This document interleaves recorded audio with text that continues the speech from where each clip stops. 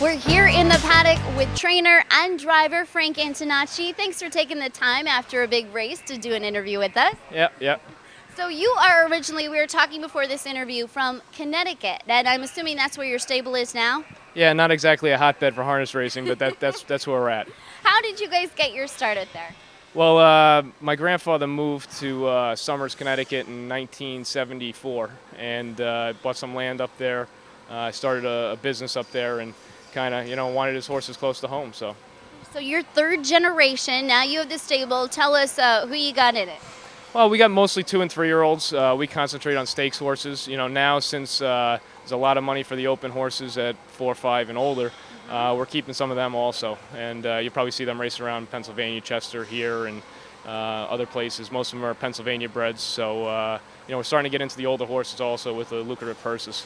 What do you enjoy about working with them from when they're really young? I mean, the 2-year-olds, that has to be a big accomplishment when you see them go on and be successful. Yeah, I mean, I think it's so frustrating. I think is what makes it so enjoyable. If something does pan out to be good, it's without the frustrations and the daily anguish of trying to deal with these young horses and bringing them to the to the races and trying to develop them as to be champions. There's only not many of them get to that point, so you really enjoy the ones that you do get there. So you're a patient man then, that's what you're saying? Yeah, I don't know if I really am by nature, but this game really, especially the young horses, instills some patience in you. So developing them to be champions, how do you know when you have a real good one on your hands?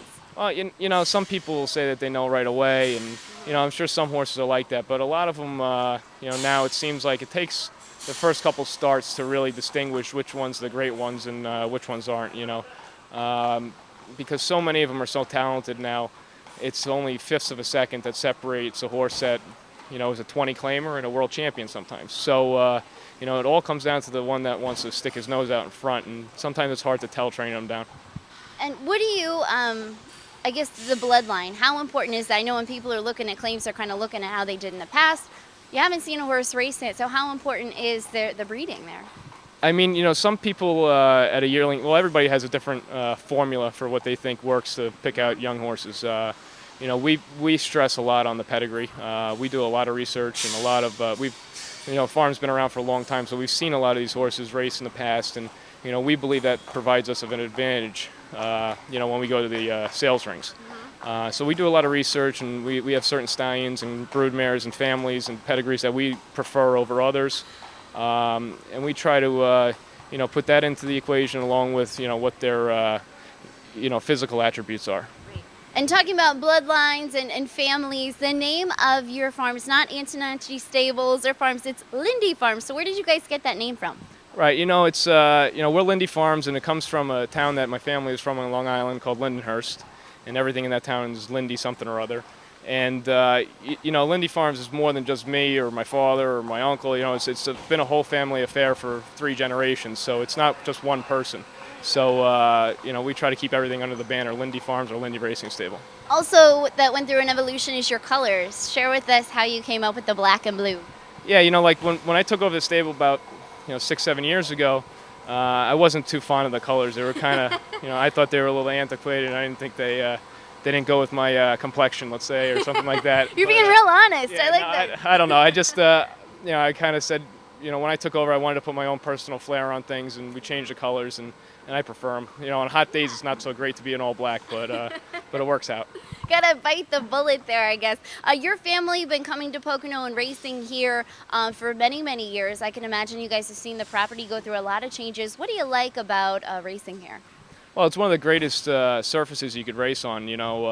I call it the Red Mile of 5/8 mile tracks. The Red Mile's in Lexington, Kentucky, which everybody knows its storied history and great surface. So this is a wonderful place to race. All the improvements that that Mohegan Sun has made with the casino and the new paddock, and obviously bolstering the purses really has, I think, brought a whole new pride to the horsemen and the whole area around here in harness racing. So, I applaud everybody's efforts here. So you're a horseman that does training, driving. You also own some of the horses that you have in your barn. Talk about that added dynamic when you're heading into a race. Yeah, I think, I kind of wear a bunch of hats. So, it's, I think that it allows people that are partners with me and my family and Lindy Farms on horses. Our money is up next to theirs. So we understand when things don't go well that it doesn't hurt just your heart, it hurts your pocket. So we feel the pain with everybody, and we feel the enjoyment with everybody also. So it's you know just training or driving, sometimes you have a little bit of a separation between your interest and the owner's interest. Hopefully not. But this really takes that out of the equation. I understand recently you won an award from the USTA, the President's Award. Tell us what that entails. Yeah, it was really something I was surprised with.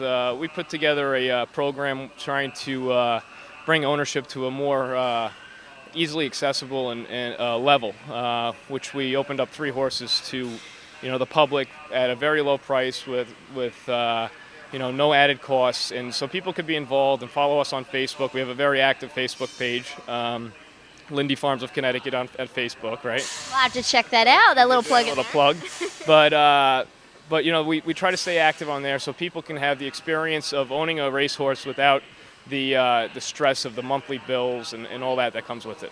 What is the importance of kind of getting that message out? I mean, you work with over 40 horses. I'm sure that you love it. Why share that with the public and try to get other people involved who may not otherwise think about doing it or thinking about it's too costly?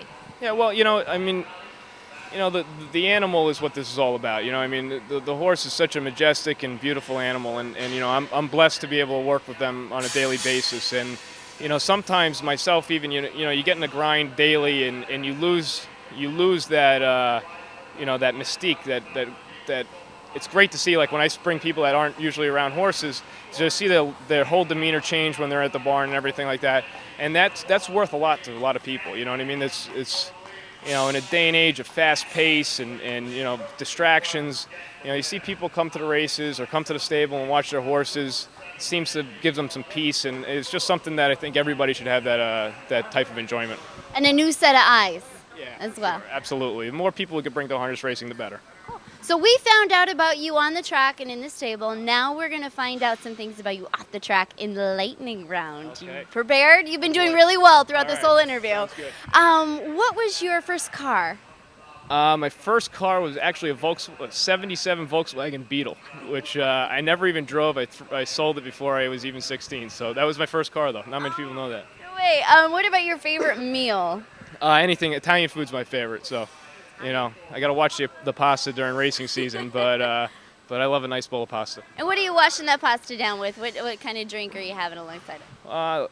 I could drink beer with the best of them, but I like red wine and a little Pellegrino water or something like that. There you go. That's healthy. What about your first concert? Do you remember who you went to go see? I think it might have been the Rolling Stones. No. Yeah, No Security Tour. That's like the coolest answer that anyone could give, the Rolling Stones. Yeah, that's and I think it was like their 3rd comeback tour, so it wasn't there for the original time. So. Still probably just as good though, Yeah, right? it was great. What about your first job? Was it in the business?